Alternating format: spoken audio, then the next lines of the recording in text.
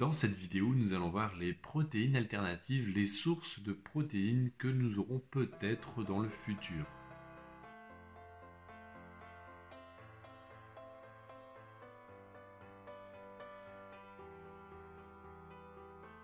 Bonjour, c'est Jérémy, bienvenue sur Foodovore, la chaîne qui permet d'améliorer ta santé et ton bien-être grâce à l'alimentation.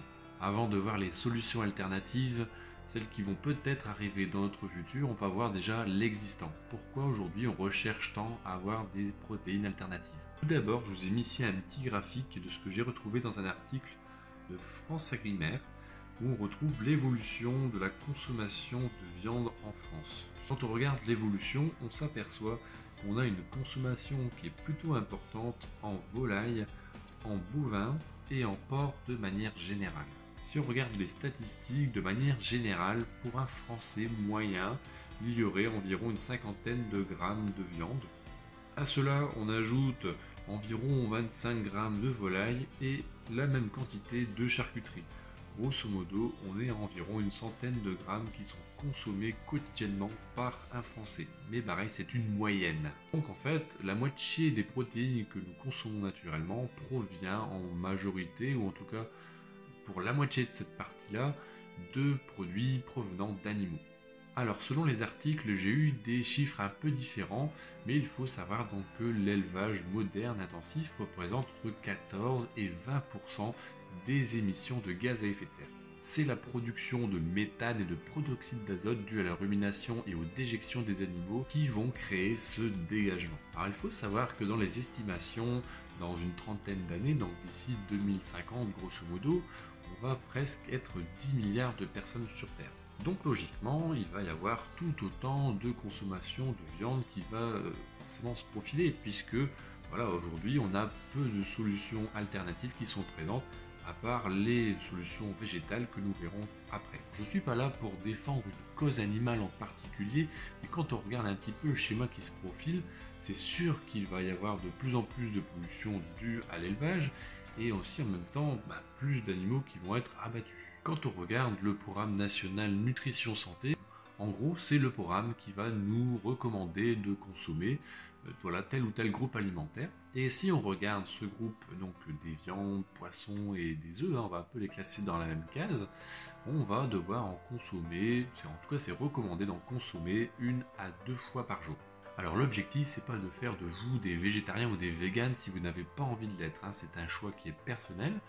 Par contre, quand on regarde ce type d'alimentation, on s'aperçoit qu'il y a quand même des avantages d'un point de vue environnemental, c'est certain, mais également d'un point de vue éthique. Car oui, aujourd'hui, il est possible de vivre sans produits issus d'animaux. Nous avons tout ce qu'il nous faut en fait pour pouvoir combler nos besoins grâce à une alimentation 100% végétale.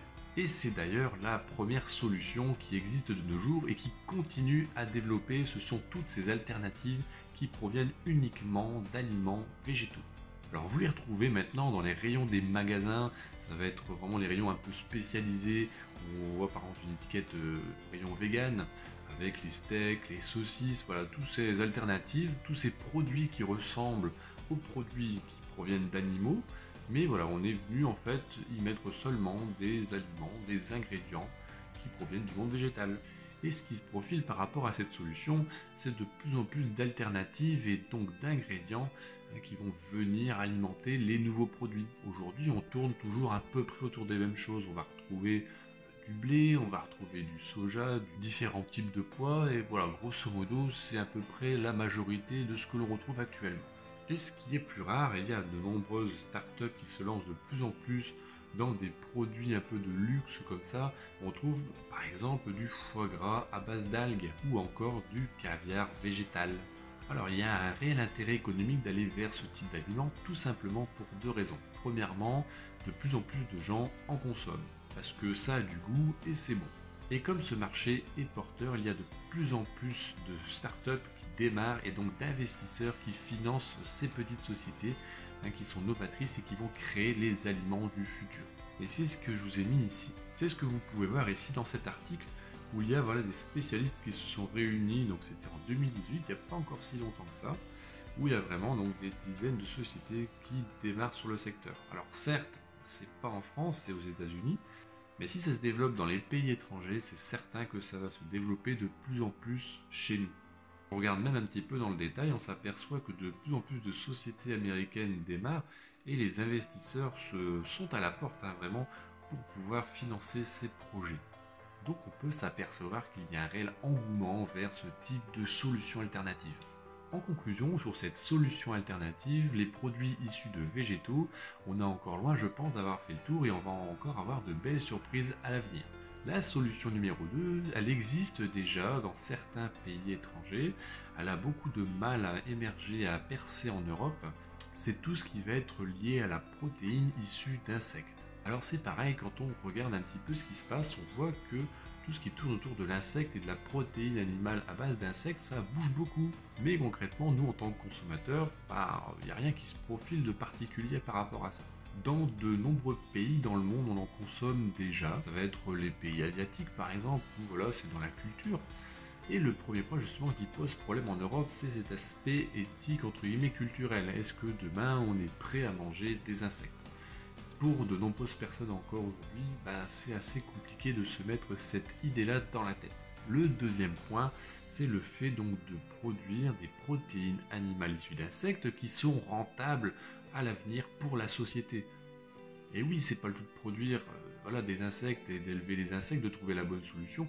Il faut également que cette activité soit intéressante et soit compétitive par rapport à ce qui existe actuellement sur le marché. Et là, c'est le deuxième point qui pose problème, c'est le fait justement d'avoir un produit qui est intéressant financièrement à long terme.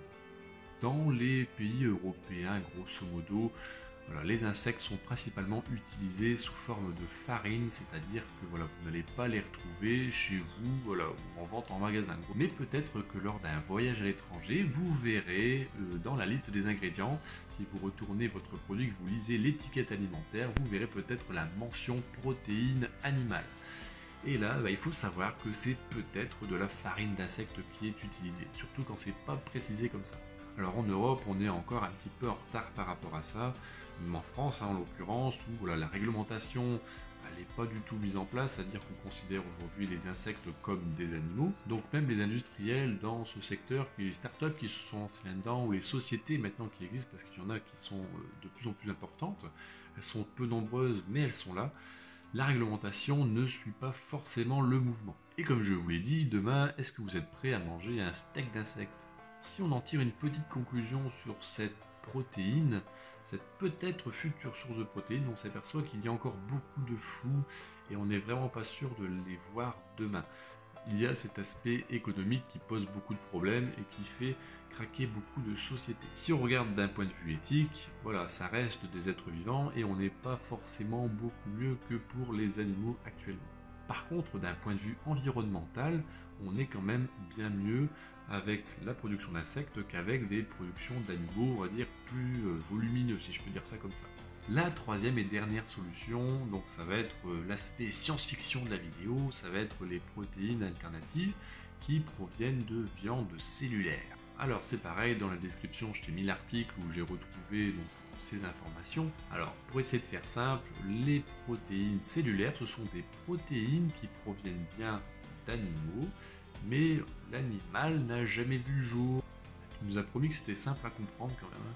Et oui, là on tape très clairement dans le laboratoire, c'est-à-dire qu'en fait, on vient créer artificiellement un milieu de culture. En fait, on va mettre donc une source de cellules dans un milieu qui est adapté avec des facteurs de croissance. Et le but donc c'est de développer des fibres musculaires mais qui sont synthétiques parce que l'animal n'a jamais vu le jour tout simplement. On vient créer artificiellement des fibres musculaires. La fibre musculaire, grosso modo, c'est ce que tu manges si tu consommes des produits provenant d'animaux. Si tu ne le sais pas encore, il faut savoir que de nombreuses startups se sont lancées dans ce type de projet, principalement en Amérique, en Israël, aux Pays-Bas et au Japon. Alors il y a déjà eu des produits qui sont déjà sortis des labos et qui ont bien sûr une forme de steak, de saucisse, en gros tout ce que l'on connaît déjà, tout ce qui se rapproche vraiment pour qu'on puisse le consommer au quotidien, qu'on n'ait pas un produit nouveau ou une forme nouvelle qui va un peu nous inquiéter. On est resté un petit peu sur les mêmes formes de base pour pas trop perturber le consommateur moyen. Il faut savoir que le premier aliment provenant de viande cellulaire a été sorti des laboratoires et a été consommé en 2013. Alors ce steak pesait 142 grammes et voilà, le coût de fabrication était aux alentours de 250 000 euros. Ah, ça fait cher au kilo quand même là. Et voilà, effectivement, c'est l'un des premiers problèmes actuellement, c'est que en produire, ça coûte extrêmement cher. Il faudra vraiment une production industrielle pour pouvoir un jour peut-être voir ces viandes cellulaires dans nos rayons. Deuxièmement, il y aura aussi un temps d'acceptation d'un point de vue social, si on peut dire ça comme ça. Parce que demain, si on te met un steak de viande cellulaire sous les yeux, est-ce que tu vas le manger? Forcément, ça va te poser question, tu vas peut-être en avoir peur un petit peu au début. Et je peux te comprendre. Et troisièmement, c'est une réglementation encore particulière, c'est-à-dire que là, on est vraiment dans des produits de synthèse, et concrètement, comment on gère toute la partie sanitaire, aussi la partie de production, et qu'est-ce que l'on doit regarder concrètement. Même si les Américains se sont déjà penchés sur la question, voilà, et ça reste encore qu'à un stade de projet, il y a encore de nombreuses choses qui ne sont pas élucidées. Et voilà, comme ce sont des sources de protéines émergentes, forcément d'un point de vue environnemental, on regarde un petit peu si c'est vraiment avantageux pour l'environnement. Et pareil, là, je t'ai mis un petit graphique. Alors, on a regardé chacun des produits, donc le bœuf, le mouton, etc., jusqu'à la viande cellulaire. On a regardé l'impact maximal par rapport à l'environnement que pouvaient avoir ces produits. C'est-à-dire que quand on regarde les premières barres concernant l'énergie, on peut s'apercevoir que certaines viandes sont beaucoup plus énergivores que d'autres. Et la viande in vitro, elle n'est pas non plus anodine. Concernant les gaz à effet de serre, donc les émissions de CO2, grosso modo, pour qu'on comprenne mieux un petit peu de quoi on parle, là, par contre, apparemment, il y a un réel avantage avec le développement de cette nouvelle source de protéines. Et c'est exactement la même chose pour les ressources en terre et en eau. Ça s'explique assez logiquement parce que tu n'as besoin de rien pour développer le truc, à part juste un laboratoire, donc forcément de l'énergie. Alors je te rassure que cette troisième solution alternative n'est encore qu'à des stades de projet, même s'il y a eu plusieurs essais de fait. Tout simplement, on l'a dit, parce que les coûts économiques et les coûts pour les consommateurs seraient bien trop importants aujourd'hui. Deuxièmement, la réglementation, donc en fait la loi n'est pas fixée et ça peut se comprendre parce qu'on est vraiment dans une nouvelle catégorie d'aliments, on quitte vraiment nos bases, nos acquis, ce que l'on connaît pour des produits de laboratoire à 100%.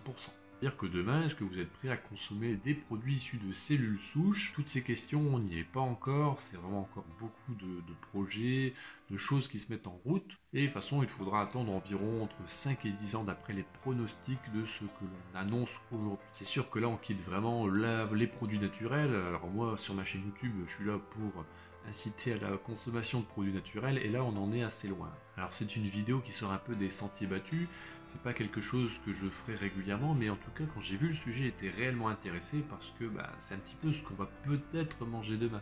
De toute façon, je suis très curieux de ce qui va peut-être se passer plus tard. Dans tous les cas, si ça vous intéresse, je continuerai à vous mettre un peu les évolutions de ces trois solutions qui se développent. J'espère que cette vidéo un peu scientifique vous a plu.